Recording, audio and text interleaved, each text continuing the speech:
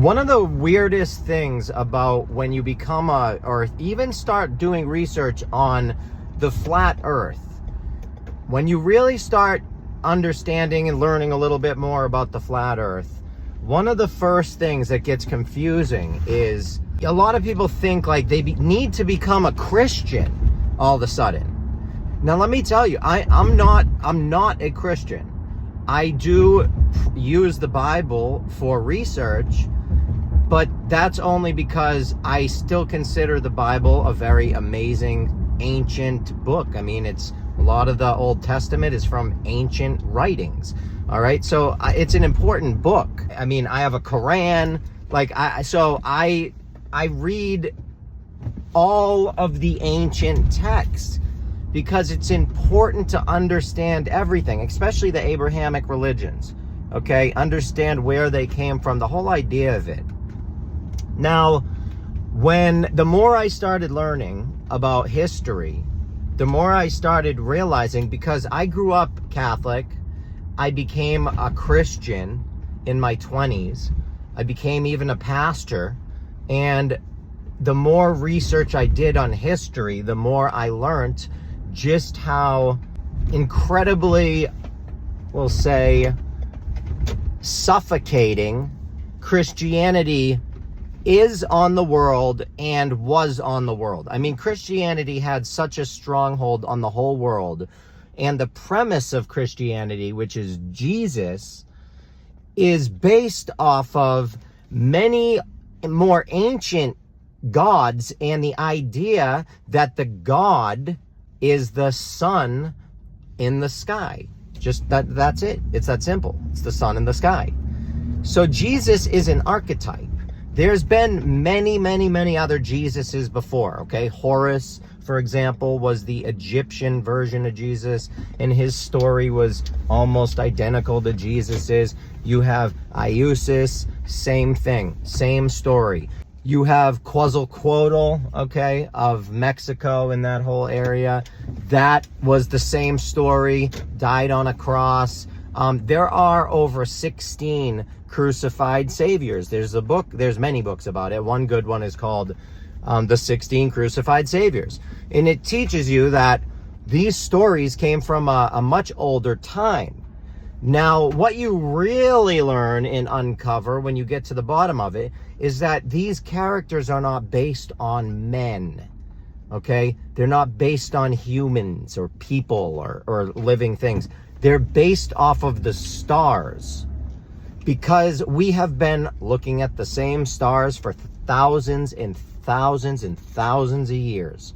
We're looking at them today. The ancient people were looking at them thousands and thousands of years ago, which not only tells me that it seems like it would be hard to be endlessly spinning through a galaxy if we're looking at the same stars that the ancient people were looking at, okay?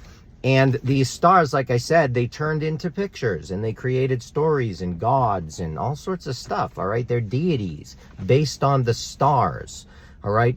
They're polar deities. You have solar deities based on the sun, okay? You have lunar deities based on the moon. For example, Sin is a moon deity. Sin was an ancient Arabian moon god, okay? That's where we get the word Mount Sinai, because AI, back in the day, the word AI meant mountain, okay?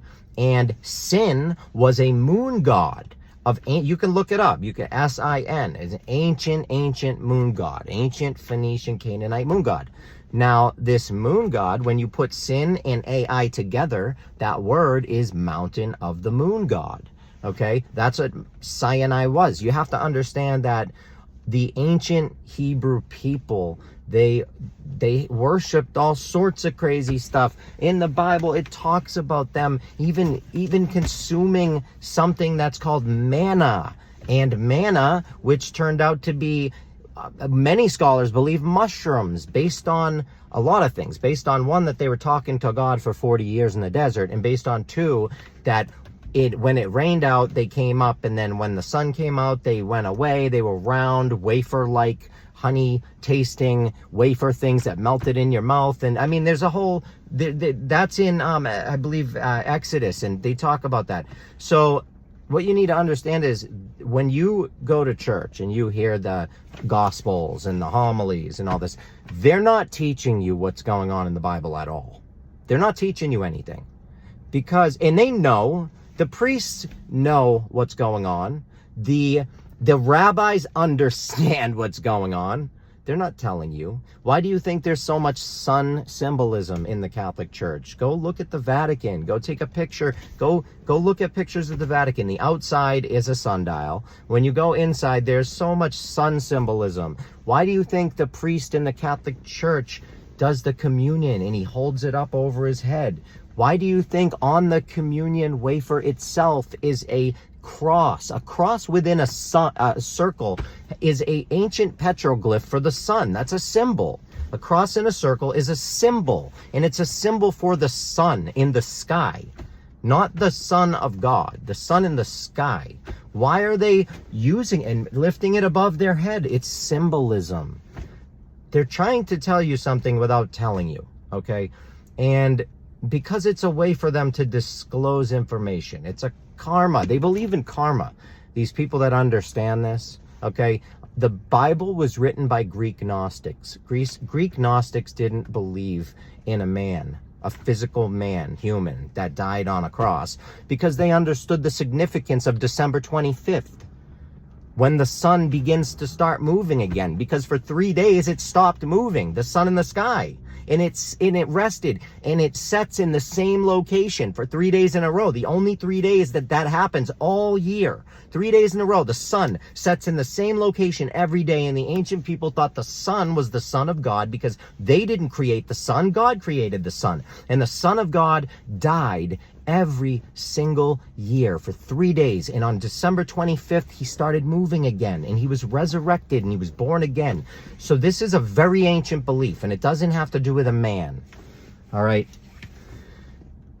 Now, I could explain, I'm not even going to get into it. I'm going to end it there. But I love you all. If you want to learn more about this stuff, please go to my website. This is my opinion based on all my research. All right. I've been doing this a while now. I love you all. If you have questions, ask me, DM me, and I'll do the best I can to answer them. But don't expect answers in a comment section. I hope to see you all later.